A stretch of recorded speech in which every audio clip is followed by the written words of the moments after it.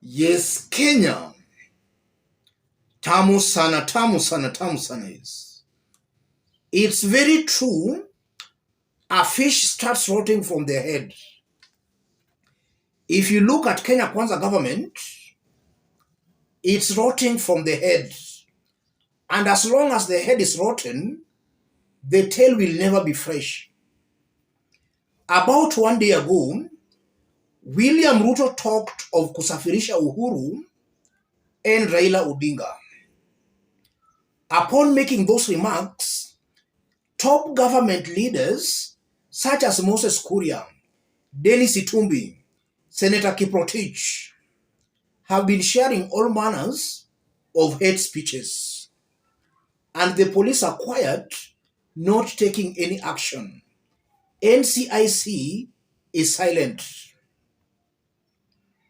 So the government plans on causing chaos and Kenyans are watching.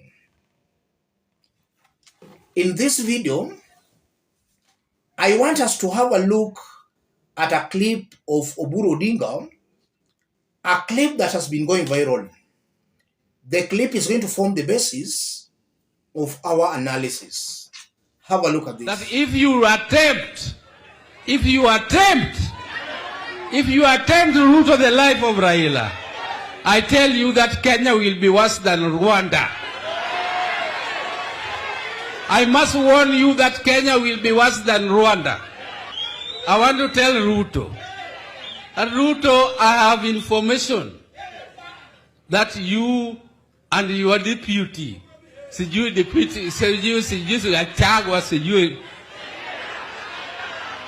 you have intention to finish the life of Raila Odinga.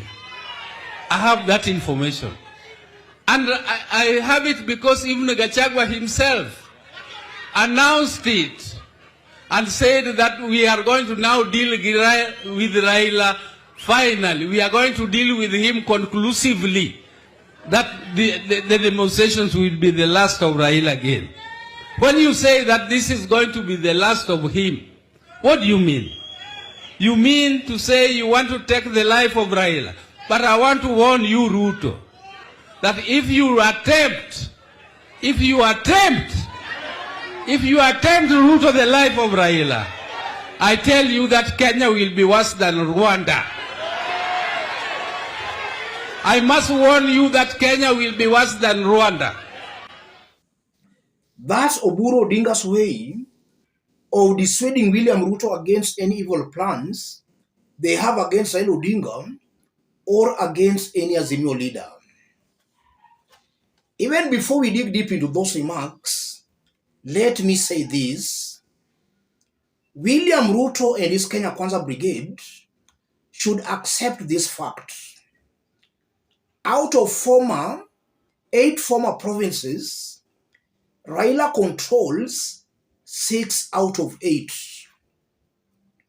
Ruto only has 2 provinces, Central and Rift Valley. And I'm saying that based on how Kenyans voted in last year's elections, presidential elections. And that's how Kenyans have been voting for about 20 years now. In fact, in 2007, 2013, 2017, 2022, that's how Kenyans have been voting. So the divide is that clear. Ruto and his team should accept that fact. Failure to accept that fact, Ruto will find it very hard to govern this country because it's very clear a majority of Kenyans are against his rule. What Ruto should do is to find a way on how we can bridge that divide, how we can bring these 6 provinces to his side. Something that he has tried doing through bribing some members of parliament, which has not worked out. He has to find a real way of bridging that kind of a gap. If he can't do that, with or without Raila Odinga, William Ruto will find it very hard ruling this country. That's a fact, ladies and gentlemen. And now back to those sentiments by Oburu Odinga. Oburu is not mincing his words. He's making it very clear that should anything happen to Raila Odinga, then the situation in Kenya will be worse off than what was witnessed in Rwanda. And those sentiments by Oburu Odinga should not be taken lightly. They should not be taken lightly. In this forum, even before the elections, we kept talking on how William Ruto was to rule in the event he became the president. And what we said is exactly what is happening in Kenya today. In the event something happens to Raila Odinga, this country will never be the same again.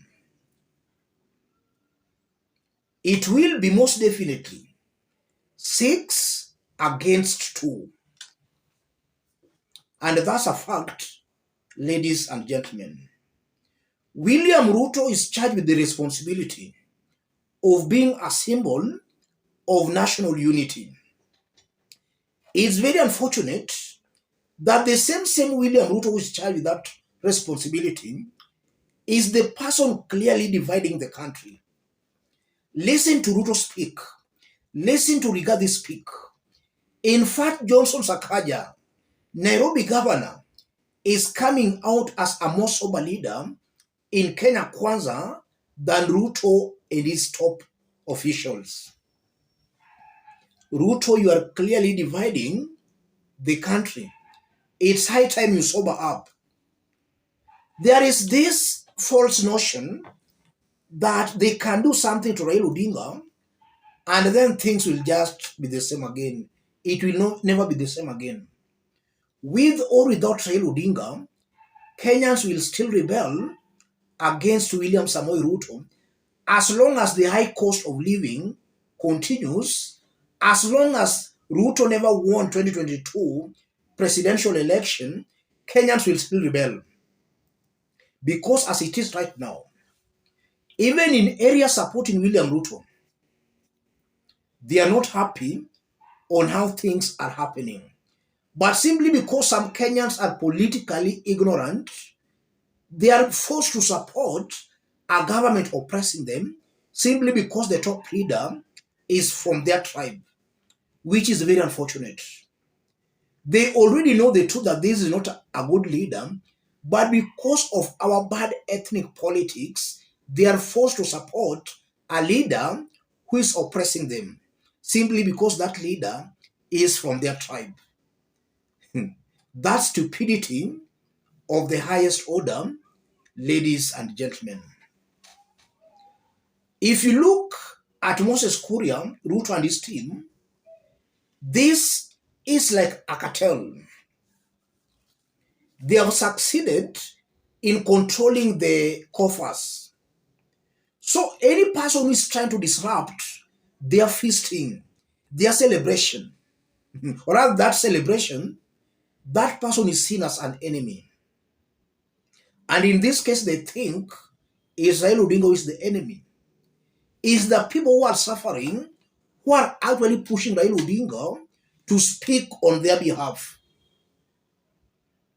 That's exactly what is happening, ladies and gentlemen. So in the event something happens to Raila Odinga, even that feasting William Ruto and his team are feasting, it will stop. They will not continue feasting. So it's incumbent upon William Ruto in making sure nothing happens to Raila Odinga. And even in the event something happens to Raila Odinga, even William Ruto himself, he won't be safe. Nobody is immortal, ladies and gentlemen. Even him himself, he won't be safe. Ruto's political life actually depends on how he treats Raila Odinga. Yes, it depends on how he treats Raila Odinga. If he decides to be reckless, then it's almost certain that he's very fast bringing his regime to an end. Let me stop it there. ladies and gentlemen. If you are watching us but you have not yet subscribed, subscribe, give this video a like. In case you want to support our forum, I've pinned my number on the comment section. Contact me through that number. We are working on a very wonderful video on Sondu. We want to tie the Sondu incident to what happened yesterday in Homa Bay and the bribing we saw by some UDA leaders. Stay tuned for that analysis by subscribing. Thank you. God bless you. God bless Kenya.